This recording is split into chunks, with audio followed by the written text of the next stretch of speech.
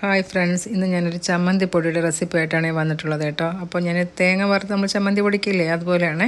അപ്പോൾ ഞാൻ ഉഴുന്ന് പരിപ്പോ അങ്ങനെയുള്ളതൊന്നും ഞാൻ ചേർക്കുന്നില്ല. വെറും തേങ്ങ അത് ബാക്കിയുള്ള ഇൻഗ്രീഡിയൻസ് വെച്ചാണ് ചേർക്കുന്നത്. ചിലർ ഉഴുന്ന് പരിപ്പ് കടലപ്പരിപ്പൊക്കെ ചേർക്കാറുണ്ട്. ഇപ്പോൾ അതൊന്നും ഞാൻ ചേർക്കുന്നില്ല. ഇപ്പോൾ ഞാൻ തേങ്ങ തിരികെ എടുത്തിട്ടുണ്ട്. ഒരു 3 തേങ്ങയാണ് ഞാനിവിടെ എടുത്തിരിക്കുന്നത്. അപ്പോൾ തേങ്ങയിൽ കഷ്ണങ്ങളൊക്കെ ഉണ്ടെങ്കിൽ അതങ്ങ് മാറ്റി കൊടുക്കണം കേട്ടോ. അപ്പോൾ നമ്മൾ വറുത്ത് വരുമ്പോഴേക്കും അത് മാത്രം മൂക്കാതെ കിടക്കും. അപ്പോൾ നമ്മൾ പൊടിച്ചെടുക്കുമ്പോൾ അതിൻ്റെ അത് ശരിയായി വരില്ല. അപ്പോൾ ഞാൻ അതിൽ കുറച്ചധികം കറിവേപ്പില ചേർക്കുന്നുണ്ട്. ഈ കറിവേപ്പിലയൊക്കെ ചേർത്ത് നമ്മൾ വറുത്തെടുക്കുമ്പോഴാണ് നല്ലൊരു ടേസ്റ്റ് കിട്ടുന്നത് കേട്ടോ. അപ്പോൾ ഞാൻ കുറച്ചുകൂടെ കറിവേപ്പില ചേർത്ത് കൊടുക്കുന്നുണ്ട്. ഇനി എല്ലാം കൂട്ടിയിട്ട് നമുക്ക് അടുപ്പത്തോട്ട് വെച്ച് കൊടുത്തിട്ട് നന്നായിട്ടൊന്ന് വറുത്തെടുക്കാം.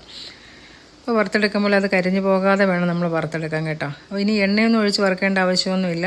അല്ലാതെ നമ്മൾ ഇനി കുറച്ച് പുളി എടുക്കുന്നുണ്ട്. ഈ പുളി നമ്മൾ ഒന്ന് ഇതാക്കി ഇട്ട് കൊടുക്കണം. ഞാനിങ്ങനെ ഒരു നെല്ലിക്ക വലിപ്പത്തിലുള്ള പുളി ഞാൻ അതുപോലെ അങ്ങ് ഇട്ട് കൊടുത്തു. പക്ഷെ നമ്മളൊന്ന് ഇളക്കി ഇട്ട് കൊടുക്കണമായിരുന്നു.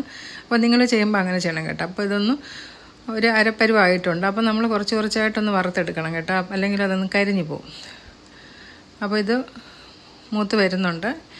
ഇനി നന്നായിട്ട് മൂത്ത് വരുമ്പോഴേക്കും നമുക്കതിൽ പൊടികൾ ചേർത്ത് കൊടുക്കുക. ഞാനിവിടെ 1.5 സ്പൂൺ മുളക് പൊടി ചേർക്കുന്നുണ്ട്. ഇനി 1 സ്പൂൺ മല്ലിപ്പൊടിയാണ് ചേർക്കുന്നത് കേട്ടോ.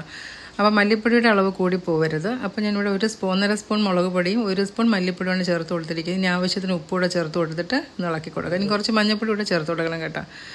അപ്പോൾ ഇനി ഇത് നമുക്ക് പാനിൽ തന്നെ വെച്ചിട്ട് അത് കരിഞ്ഞു പോകും. അപ്പം നമുക്കൊരു പാത്രത്തിലോട്ട് തണുക്കാനായിട്ട് മാറ്റി വയ്ക്കാം. അപ്പോൾ നന്നായിട്ട് നടന്നതിന് ശേഷം മാത്രമാണ് നമ്മളിത് പൊടിച്ചെടുക്കുന്നത് കേട്ടോ. അപ്പോൾ ഇത് നന്നായിട്ട് തണുത്തിട്ടുണ്ടെങ്കിൽ നമുക്ക് മിക്സിയുടെ ജാർ എടുത്തിട്ട് നമുക്കതൊന്ന് പൊടിച്ചെടുക്കാം. അതുപോലെ ഈ പൊടിച്ചെടുക്കുമ്പോൾ ഒരുപാടങ്ങ് മഷി പോലെ പൊടിക്കരുത്. നമ്മൾ പൾസ് ചെയ്ത് വേണം പൊടിച്ചെടുക്കാനായിട്ട് കേട്ടോ. അപ്പോൾ നല്ലൊരു ടേസ്റ്റാണ് ഇതിങ്ങനെ നമ്മൾ ഈ തരിപ്പായിട്ട് പൊടിച്ചെടുക്കുമ്പോൾ. അപ്പോൾ നമുക്കിതൊന്ന് പൊടിച്ചെടുത്ത് വരാം. ഇതുപോലെ വേണം പൊടിച്ചെടുക്കാനായിട്ട്. കണ്ടോ, ഇത് പൊടിച്ചെടുത്തിട്ടുണ്ട്. ഇനി ബാക്കിയുള്ളത് നമുക്ക് ഇതുപോലെ തന്നെ പൊടിച്ചെടുക്കാം. അപ്പോൾ നമ്മുടെ ചമ്മന്തി പൊടി റെഡി ആയിട്ടുണ്ട്. അപ്പോൾ ഇത് നന്നായിട്ട് തണുത്തതിന് ശേഷം നമുക്കൊരു കുപ്പിയിൽ ആക്കി വെച്ചാൽ ഒരുപാട് നാൾ ഇത് കേടുകൂടാതിരിക്കും കേട്ടോ. അപ്പോൾ നനഞ്ഞ സ്പൂണൊന്നും വെച്ചെടുക്കരുത്, എന്നാൽ പെട്ടെന്ന് കേടായി പോവും. എന്തായാലും നമ്മുടെ റെസിപ്പി ഇഷ്ടമായില്ല, നിങ്ങൾ ഷെയർ ചെയ്യാനൊന്നും നിങ്ങൾ മറക്കരുത് കേട്ടോ. താങ്ക്